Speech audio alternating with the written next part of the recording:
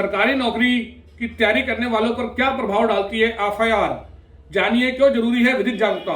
नमस्कार दोस्तों, मैं गुरबाज सिंह एडवोकेट इस मानवाधिकार चैनल में आपका एक बार फिर स्वागत करता हूं। हम अपने इस मानवाधिकार चैनल के माध्यम से मानवाधिकार के संरक्षण और विधिक जागरूकता के विषय पर अलग अलग वीडियो आपके सामने ला रहे हैं। विधिक जागरूकता एक ऐसा विषय है जो हमें छोटी छोटी गलतियों से होने वाली बड़ी बड़ी परेशानियों से बचाता है। पिछली वीडियो में हमने सरकारी कर्मचारी के विरुद्ध आपराधिक मुकदमे का क्या प्रभाव पड़ता है की चर्चा की थी। आज का विषय है जो युवक सरकारी नौकरी की तैयारी कर रहे हैं उनके विरुद्ध आपराधिक मुकदमा होने की स्थिति में वह कब सरकारी नौकरी के लिए आवेदन करने से वंचित हो सकते हैं, किन मामलों में आपराधिक केस होने पर सरकारी नौकरी के लिए आवेदन करने से मना किया जा सकता है। दोस्तों, आज का विषय प्रत्येक युवक से जुड़ा हुआ है। इसकी पूरी जानकारी को समझने के लिए वीडियो को लास्ट तक देखें। साथ ही एक बार फिर आपसे अनुरोध है कि इस चैनल को सब्सक्राइब करिए, इस वीडियो को शेयर करिए और अपने दोस्तों तक भी पहुंचाइए। चलिए आज के विषय पर आते हैं कि सरकारी सेवा की तैयारी करने वाले लोगों पर पुलिस केस का क्या प्रभाव पड़ता है। अनेक लोग सरकारी सेवाओं में प्रवेश पाने के लिए होने वाली परीक्षाओं की तैयारी करते हैं, कोचिंग लेते हैं। लंबे समय तक तैयारी के बाद कहीं वह नौकरी के लिए आवेदन कर पाते हैं। किसी भी व्यक्ति को किसी भी सरकारी सेवा में नियुक्त करने के लिए उसका पुलिस वेरिफिकेशन करवाया जाता है। ऐसी पुलिस वेरिफिकेशन में सबसे महत्वपूर्ण चीज यह देखी जाती है कि अभ्यर्थी का कोई आपराधिक रिकॉर्ड है या नहीं।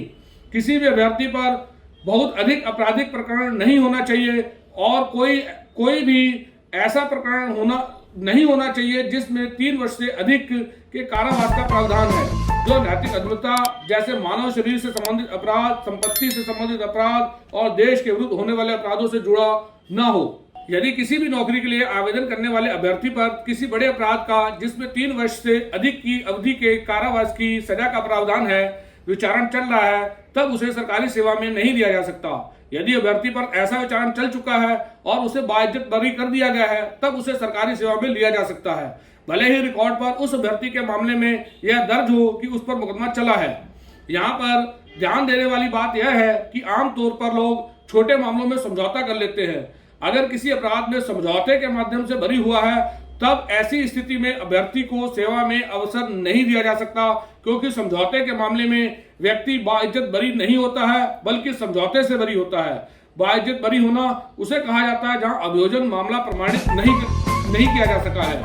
बंद पत्र या प्रतिभूति से संबंधित अपराध की बात करें तो कुछ अपराध जैसे शांति भंग के आरोप आदि से संबंधित होते हैं, जिनमें केवल बंद पत्र अपराध ना करने के संबंध में लिया जाता है। अनेक अभ्यर्थियों को लगता है कि अगर पुलिस ने उनके विरुद्ध कोई प्रिवेशन कार्रवाई करते हुए कोई प्रतिभूति से संबंधित अपराध दर्ज किया है, जैसे दंड प्रक्रिया संहिता सीआरपीसी की धारा 107, 116, 151 के अंतर्गत व्यक्ति से बॉन्ड लेकर यह वचन लिया जाता है कि वह भविष्य में किसी प्रकार का अपराध नहीं करेगा। इस मामले में अगर किसी व्यक्ति पर अपराध दर्ज है तब उस अपराध की कोटि में नहीं लिया जाता। यहाँ पर यह ध्यान देने योग्य है कि ऐसा अपराध भी एक बार से ज्यादा दर्ज नहीं होना चाहिए।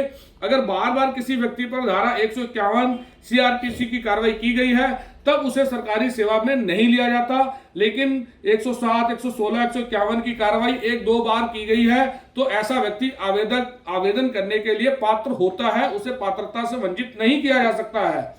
यह केवल एक बंद पत्र के रूप में लिया जाता है कि अपराध नहीं किया जाएगा, उसके द्वारा कोई अपराध किया गया है ऐसा वर्ण नहीं किया जाता है। यानी 107, 116, 151 सीआरपीसी के तहत केवल बंद पत्र या कोई गारंटर देने की स्थिति में कोई आवेदक सरकारी नौकरी के लिए आवेदन से वंचित नहीं होता है।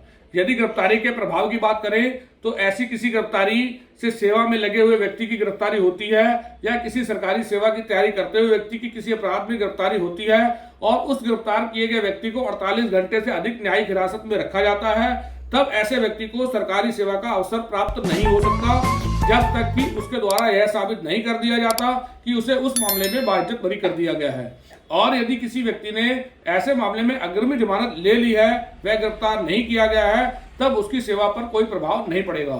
वैवाहिक प्रकरण की बात करें तो वैवाहिक प्रकरण के मामले में किसी भी सरकारी सेवा पर लगे हुए व्यक्ति के या सरकारी सेवा की तैयारी करने वाले व्यक्ति के लिए वैवाहिक मामलों के प्रकरण बहुत महत्वपूर्ण होते हैं। वैवाहिक मामलों में भी कुछ कार्रवाइयां ऐसी होती हैं जिसमें व्यक्ति पर आपराधिक प्रकरण दर्ज किए जाते हैं।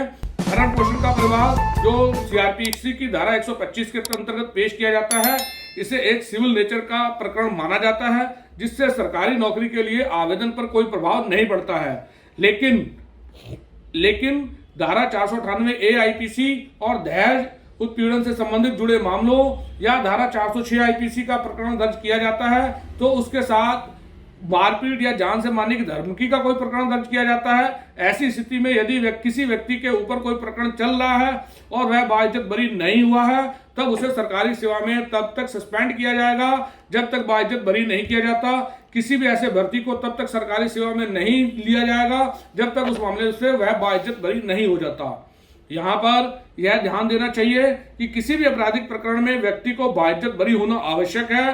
अगर वह बरी हुआ है तब ही उसे सरकारी सेवा में रखा जा सकता है। अगर उसने समझौता किया है या जुर्म स्वीकार किया है तब उसे सरकारी सेवा में रखा भी नहीं जाएगा, और अगर पहले से सरकारी सेवा में है तब उसे सेवा से हटा दिया जाएगा। इस वीडियो में दी गई जानकारी आपको कैसी लगी आप कमेंट में बताइए, और आपसे फिर से अनुरोध है कि हमारे इस चैनल को सब्सक्राइब करिए और इस वीडियो को आगे शेयर कर जरूरतमंद लोगों तक पहुंचाइए, जिससे लोगों तक ज्यादा से ज्यादा इस कानून से संबंधित जानकारी मिल सके।